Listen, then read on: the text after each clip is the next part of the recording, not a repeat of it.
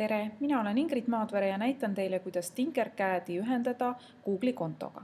Kõigepealt olen ma läinud siis aadressile tinkercad.com ja kui ma nüüd valin siit paremalt poolt Sign in, siis mulle tuleb ette selline aken.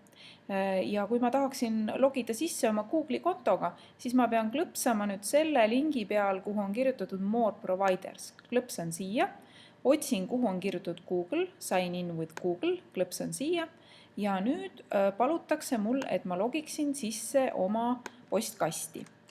Nii, valin siis oma meiliaadressi, eesnimi.perekonnanimi meil Gustav Adolfi gümnaasiumis on siis lõpp@gag.ee, järgmine ja pean sisestama parooli.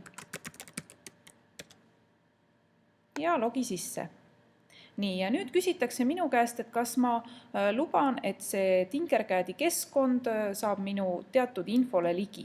Ja ma pean seda lubama, sellepärast, et muidu ma ei saa neid kontosid ühendada. Nii. Ja nüüd pean klõpsama ainult nupule Continue, mis tähendab jätka. Ja mõne hetke pärast viiaksegi mind nüüd Tinkercadi keskkonda.